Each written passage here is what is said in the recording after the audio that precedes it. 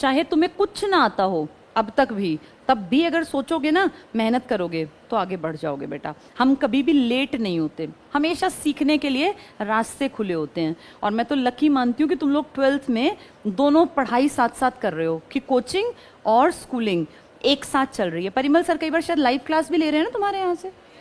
हाँ, तो उस लाइव क्लास का फ़ायदा उठाओ बेटा। परिमल सर का जो मैथ्स है ना, वो तुम्हें धीरे धीरे धीरे 12th में एनालाइज करने की पावर को हेल्प करेगा तुम्हारी। और जब तुम आगे देखोगे ना, तो तुम्हें 4-5 साल बाद समझ में आएगा कि हमने तुम्हें किस चीज़ के लिए तैयार किया। हम चाहते हैं तुम लाइफ में काबिल बनो बेटा। तुम जिंदगी में कभी प्रॉब्लम आए तो किसी भी तरीके से डरो ना, घबराओ ना, और लाइफ के हर डिसीजन को बड़ा सोच समझ के लो। कभी भी तुमसे ऐसी गलतियां ना हो जो कि वापस ना आ पाओ। गलतियां तो सबसे होती हैं, मुझसे भी होती हैं, लेकिन गलती ऐसी ना हो कि जिसमें से आदमी फंस जाए, कि वो फंस गया दलदल में, अब बाहर नहीं निकलेगा। लाइफ को बहुत मजे से जीना है, खुश रहना है। पहली प्रायोरिटी है खुश रहना। जो बच्चे खुश रहते हैं ना, वो हमेशा ज्यादा सीखते हैं। खुश रहने का मतलब क्या है? हर चीज में पॉजिटिविटी देखो। जो आज हुआ, ईश्वर का बड़ा बड़ा धन्यवाद करो। 2 शब्द हमेशा याद रखो, शुक्र और सब्र।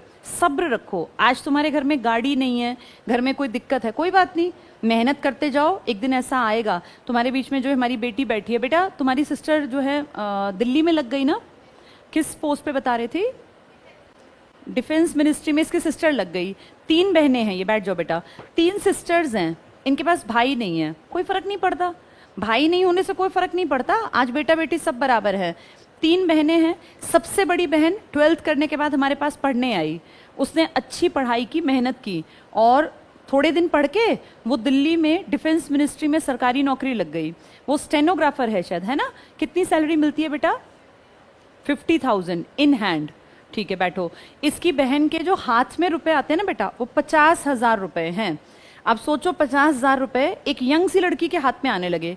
इसकी दूसरी बहन भी हमारे पास पढ़ रही है, और वो भी उतने लेवल पे है कि जैसे ही पेपर होगा ना, वो 100% पास कर लेगी, क्योंकि उसको पढ़ते पढ़ते काफी दिन हो गए।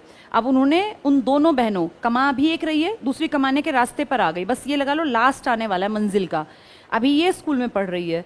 तो अगर आप देखें इनके फादर, तो इनके फादर फ्री हो गए या चिंता होगी उन्हें? भी फ्री हो गए ना। क्यों फ्री हो गए?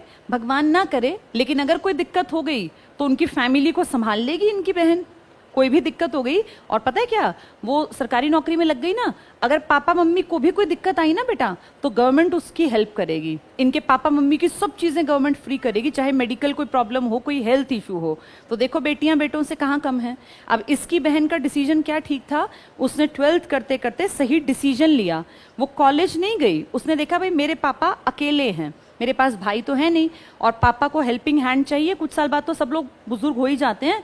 तो उसने तुरंत सही डिसीजन लिया। 12वीं करते ही उसने सही डिप्लोमा कर लिया, सही जगह अपना पहुंच गई ICS में, और यहाँ पढ़ के अपना नौकरी करके अब दिल्ली में आराम से इनके घर के बिल्कुल पास से बस में बैठती है सुबह, और बढ़िया डिफेंस मिनिस्ट्री में जाती है। बढ़िया AC ऑफिस है, बढ़िया VVIP इलाके में उसका ऑफिस है। तो उसकी लाइफ हो गई सेट छोटी सी एज में। जब उनको जॉब मिली तब उनकी कितनी उम्र थी बेटा? 21। बैठ जाओ। 21 साल में तो बेटा वो सरकारी नौकरी में थी। और इसकी दूसरी बहन भी अब जैसी वैकेंसी आएंगी ना, इसकी सिस्टर उसमें भी आराम से नंबर ले लेगी। इसलिए मैंने कहा कि हम ना लाइफ जीने का भी पाठ पढ़ाते हैं बेटा।